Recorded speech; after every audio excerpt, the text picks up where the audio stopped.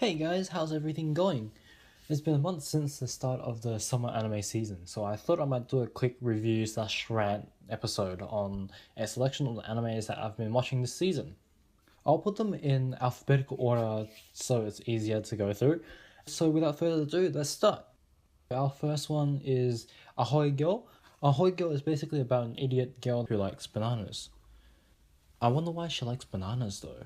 Surely, if you want randomness, you could go for pineapple or cherries or even durians of all things. Jokes. Definitely not durians. This is a typical comedy slice of life anime, and it's also quite short, so definitely worth the time. But I wonder how she can pass primary school if she is this stupid. But I guess we'll leave that to another time. Next, we have Centaur no Nayami, otherwise known as A Centaur's Life. From what I've seen so far, this looks just like another attempt at the mystical creatures theme, and somehow it added some slightly weird bits in there too. I don't know what that was. But what was certain was that it had sexual harassment and also possession of child pornography. I'm pretty sure they're not of legal age yet. But back to the main topic. It's still too early to tell whether it will be a successful mystical creature anime just yet. One thing though, the opening was really confusing. I almost thought that it had a medical theme as well in the first few seconds when I watched the opening. I would not be surprised if I see Da Vinci's Vitruvian Man on this opening at all. Next, we have Gamers. It's an anime that's supposed to be about gamers and their life at school, but so far to me it just looks like a high school romance anime. I was really looking forward to this anime, but at this current point it seems like a slight disappointment. It really wasn't what I was expecting. And after that we have Isekai Shokudo, which is a restaurant to another world. Of the many isekai themes, this is the first that I've seen that isn't primarily action. This is just about serving food to residents of another world, which is quite simple really. When the dishes are presented and eaten, there's a slight resemblance to Shokugeki no Soma, but instead of focusing on the food, the focus is more on the stories of the customers of the restaurant. There really isn't any plot at the moment, but that suits the anime just fine. And to continue on, we have another isekai themed anime, which is Isekai wa Smartphone to Tomo ni. I think it translates to In Another World with My Smartphone. I think the title is pretty self-explanatory. You go into another world with your smartphone. And this is where we have one person randomly dead and sent into another world, so like ReZero. But what is different in this case is that God has a contact number and God is actually nice for once.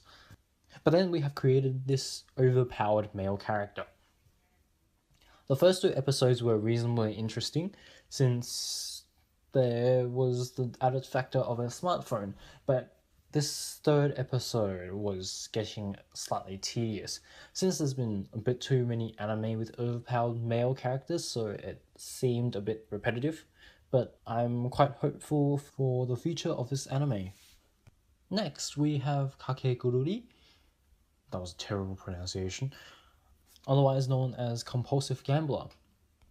Basically, it's about a school of gambling where the winners take it all and the loser lives in the slums, but everybody cheats in order to win, so it's quite fascinating to see all the physical mechanisms as well as the psychological warfare that goes into these gambling matches. I like the manga, so I'm really looking forward to the rest of the anime. One thing though, this anime can realistically depict that women are crazy. And I've given up trying to pronounce the Japanese names. So we have Clean Freak Aoyama-kun. This is one with a lot of collections of short stories. Our main character is a Japanese soccer representative, but he has some kind of cleanness disorder, some kind of OCD, going as far as transferring to a new school just for a fancy toilet. But so far all the stories are quite entertaining. There were exhibitionists and people that can do tricks with their ass. It might not be the comedy of the year, but it will certainly be enough to entertain us this season. And then we have Made in Abyss. Once again, we have some kind of anime focusing on unexplored places, and so we have people exploring those places. But then this is slightly different because the main characters do not seem overpowered at this moment. The art is quite nice, the characters are all quite cutesy, and the opening is also quite enjoyable. The only thing that I'm scared of at the moment is that the ending would explode into pieces. This studio previously did a slice of life anime that exploded at the end, which was a very big disappointment. So I sincerely pray that all would go well for this anime because I really enjoy this anime so far. Following that, we have Fastest Finger First. Now, please don't link this title to some inappropriate things. It's only an anime about quiz group, not anything else. If you want to know who the poet of the piano is, or if you want to know the name of the area of bare skin between the bottom of your skirt and the top of knee-high socks, then this is definitely an anime to watch. One remark though, be really careful not to judge a book by its cover. The main female character's voice would throw you off. Believe me, it would really throw you off. The second last one is Princess Principal. This is about some spies in the 19th century disguised as high school students. It is a female-dominated anime, as usual, but what is different is that it doesn't have a lot of harem moments, which is quite relieving, especially after last season's Eromanga Sensei.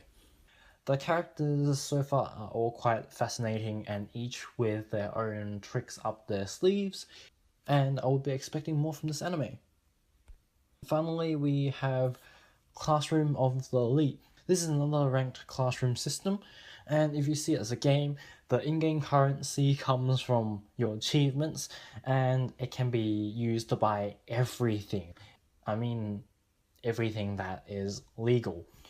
Almost seems to remind me of one Australian university. The girls here are cute, the main character is smart yet cunning, and of course you have students that need support. One thing you'll know is that they will definitely get from D class to A class, but the interesting thing would be seeing how they do it. So this concludes this Rant Thoughts episode on the animes that I'm watching this season. There's 3 animes that I didn't put in the list, which are Fate, New Game, and Orari Monogatari series. These I didn't feel the need to put because I just didn't. But yeah, hopefully you enjoyed this episode as much as I enjoyed making it. Please subscribe and comment below if you liked it, and if you didn't, please tell me why. But other than that, see you next time.